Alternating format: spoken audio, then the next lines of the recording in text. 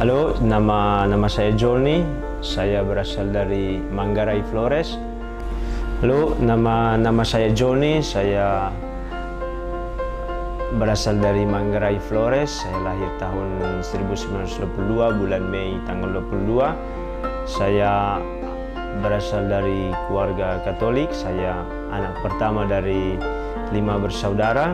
Kemudian saya menempuh pendidikan sekolah dasar Katolik di kampung saya, kemudian melanjutkan SMP juga di kampung saya. Setelah itu saya melanjutkan pendidikan sekolah menengah atas di Labuan Bajo, sekolah Santo Ignatius Loyola. Setelah itu saya memutuskan untuk masuk seminari Xaverian, mau menjadi misionaris Xaverian tahun 2011. Perkenalkan, nama saya Diakon Ardin. Saya berasal dari Flores, Manggarai. Saya lahir pada tanggal 1 Desember 1991 dari pasangan Bapak Simon Sintus almarhum dan Mama Katarina Nia juga almarhum. Saya masuk SD tahun 1999 di Sekolah Dasar Impres Bajakrana Kilit dan selesai SD tahun 2005. Lalu saya lanjut ke Sekolah Menengah Pertama Katolik Bidiarti Loce, tamat tahun 2008. Dari tahun 2008 saya mulai SMA di SMA Santo Franciscus Xaverius Ruteng, tamat tahun 2011. Lalu kemudian dari sana saya memutuskan untuk masuk atau lanjut ke kongregasi Serikat Misionaris Xaverian. Oke, saya sih tidak ada keinginan menjadi pastor waktu saya SD, waktu saya menempuh pendidikan sekolah dasar atau SMP gitu. Tidak arah ke sana keinginan saya dulu. Oke, setelah itu SMA, di sana saya juga tidak punya tidak punya keinginan menjadi pastor. Oke, setelah itu waktu SMA tahun terakhir, kebetulan itu tahun terakhir saya berjumpa dengan pastor misionaris Xaverian yang namanya Pastor Manuel, yang bertanya siapa yang mau menjadi pastor itu. Keinginan saya untuk menjadi seorang pastor itu sebenarnya lahir waktu masih SD. Jadi ada perjumpaan dengan pastor misionaris yang datang ke kampung saya dari Serikat Sabda Allah atau SVD. Saya melihat bahwa dalam diri dia kok dia bahagia sekali gitu hidupnya gitu. Jadi ya terbersit itu saja waktu itu, keinginan untuk seperti dia saja dulu menjadi seorang imam. Dulu waktu itu saya masih ingat bahwa ketika dia membaca sebuah ayat kitab suci tentang bayar pajak kalau saya tidak salah. Jadi pertanyaan dia waktu itu adalah karena di dalam teks itu kan diceritakan bahwa yang berasal dari Allah diberikan kepada Allah, yang berasal dari kaisar diberikan kepada kaisar. Maka pertanyaannya adalah, kamu itu berasal dari mana? Jika kamu berasal dari Allah, maka serahkan juga hidupmu kepada Allah. Maka itu yang membuat saya dulu keinginan lahirnya di situ. Karena pertanyaan itu awalnya. Saya mengenal Serikat Misionaris Xaverian itu sebenarnya sejak kelas 1 SMA. Karena kakak saya yang dari kampung itu masuk Xaverian, dan dia sering mengirim buletin kepada keluarganya lewat saya. Dan dari situlah saya mengenal Xaverian itu. Lalu kemudian saya kontak dengan Pastor Lanike yang saat itu promotor panggilan di Jogja. Dan ketika dia pindah, dia meminta saya untuk kontak dengan Pastor Emmanuel atau Pastor Manuel Sanchez. Jadi waktu itu saya bertanya kepada dia, Pastor, kalau mau jadi Xaverian itu seperti apa dan bagaimana?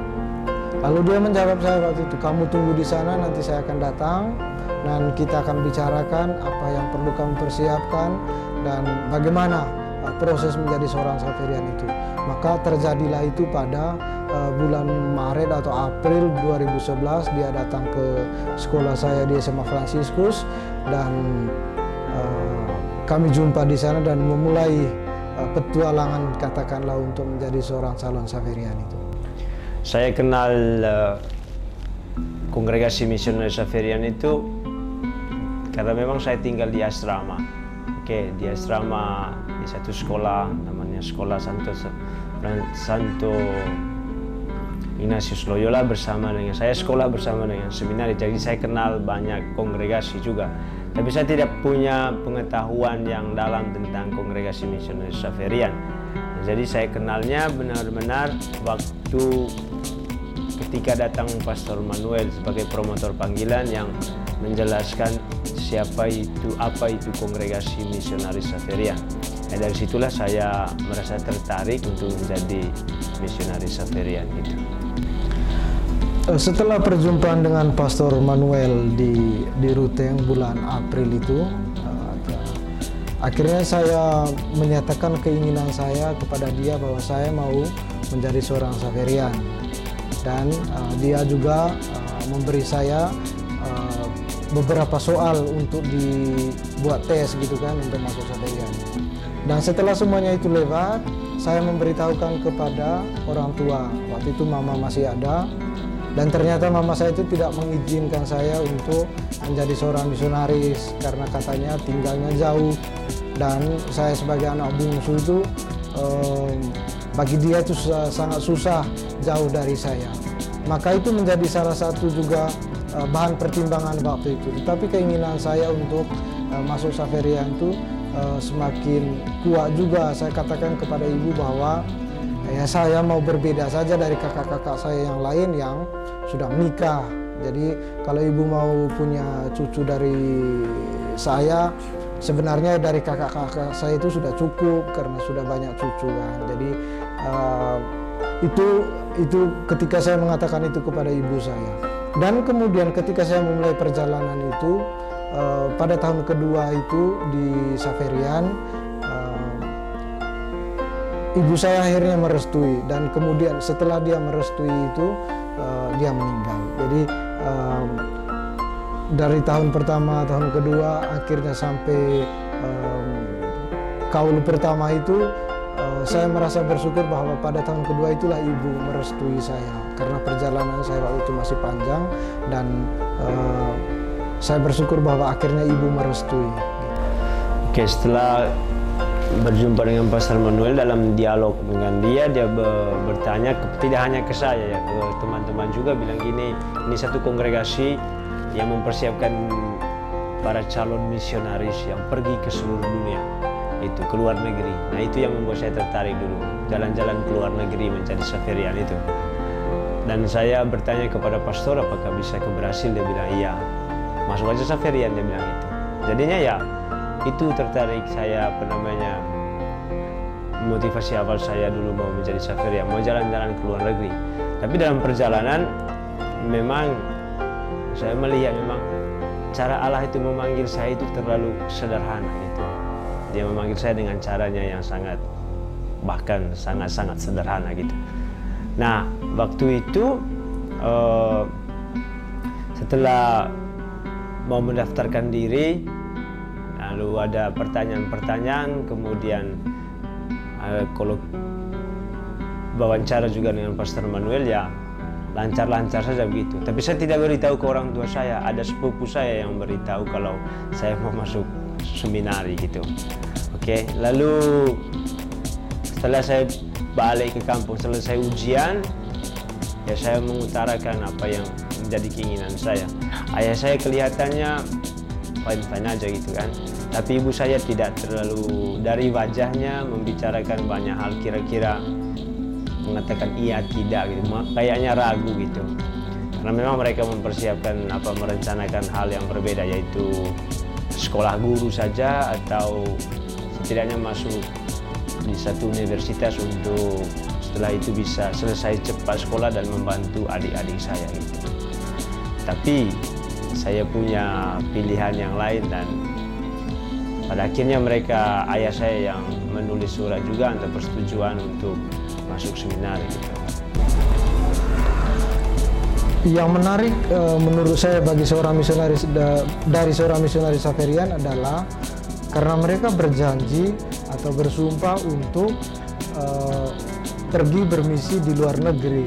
Mereka tidak memikirkan gereja di negerinya sendiri, tetapi juga memikirkan gereja, perkembangan gereja secara universal. Jadi menjadi seorang Xaverian itu tidak hanya memikirkan perkembangan gereja di dalam dirinya, di dalam negaranya sendiri, tetapi juga perkembangan gereja di seluruh dunia.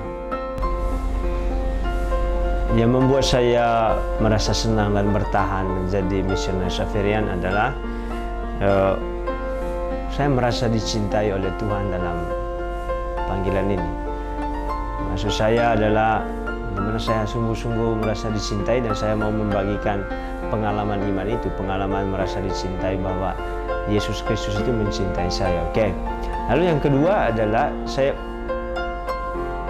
bertahan menjadi sampai di titik ini mau menjadi misionaris Xaverian karena saya merasa bahwa dengan menjadi misionaris saya bisa merealisasikan sepenuhnya siapa saya gitu. Jadi menjadi misionaris itu menurut saya, khususnya menjadi Xaverian, itu saya bisa mengekspresikan siapa saya dan saya menjadi bebas tanpa tekanan, tanpa ada yang menyuruh saya untuk gimana-gimana dalam hidup ini, tapi memang benar-benar saya bisa merealisasikan saya Joni dengan alasan mewartakan Kristus. Oke. Kami berdua ini, saya dan Diakon Joni, memulai formasi atau perjalanan sebagai seorang Xaverian itu pada tahun 2011. Lalu setelah kelas persiapan atas di Jogja atau Tunas Xaverian, postulan 2 tahun di filsafat, dan kemudian kami tahun kelimanya itu memasuki tahun novisiat 2015-2016, di mana setelah selesai tahun novisiat 2016 bulan Juli tanggal 2 kami mengikrarkan kaul pertama, yang artinya itu kami berdua sah menjadi anggota Xaverian, tetapi belum penuh karena kemudian kami akan mengikrarkan pembaharuan kaul setiap tahunnya. Oke, setelah selesai kaul pertama itu kami melanjutkan belajar filsafat sampai S1. Setelah itu tahun 2018 kami diutus untuk studi teologi di Parma bersama-sama juga. Setelah itu 2021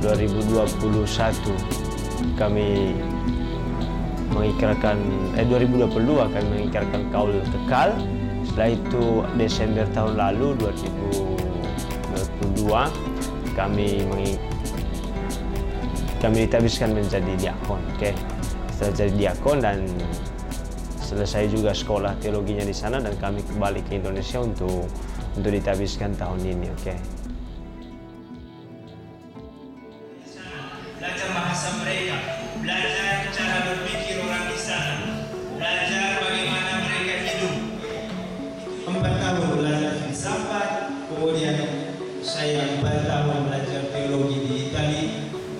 Ini adalah kongregasi misioner. Jadi tugasnya adalah mengutus misionaris untuk mewartakan Injil ke seluruh dunia. Orang iman hidup menjadi seorang misionaris, hidup menjadi seorang rohani, kemudian belajar filsafat, belajar teologi di luar negeri, setelah itu ditabiskan menjadi diakon, dan sudah meninggalkan rumah saya 12 tahun. Imam, dia yang melayani Tuhan melalui sesamanya. Tapi mereka hidup berkomunikasi, hidup bersama di satu rumah. Mereka disebut biarawan. Dalam serikat misionaris Xaverian atau organisasi itu, di mana para calon Xaverian dididik, dibina, mereka punya yang namanya seorang misionaris Xaverian, saya seorang diakon, yang ditabiskan menjadi pastor. Kemudian tamat SMA mereka masuk seminari tinggi, di sana mereka kuliah filsafat. Setelah itu selesai filsafat mereka kuliah teologi. Setelah kuliah teologi untuk asalkan kita bisa seumur hidup. Kalau mereka ini suster menerima kaum kekal. Oke, tahap pendidikannya. Oke, tahap pendidikan yang maksudnya di mana dia sekolah, kemudian apa yang dia pelajari, kemudian setelah itu kita habiskan kerjanya dan kita habiskan kerjanya. Nanti nggak usah pikir siapa yang banyak yang mana ya.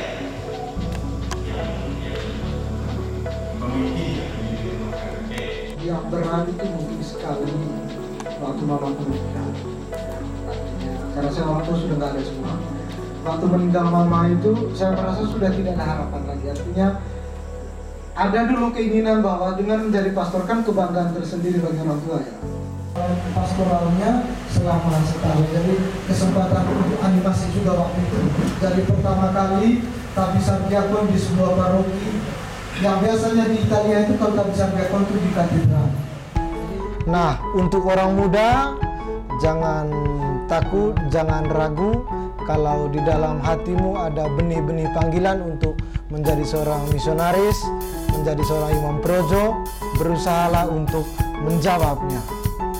Oke, viva la missione, misi menunggu kalian. Bravo!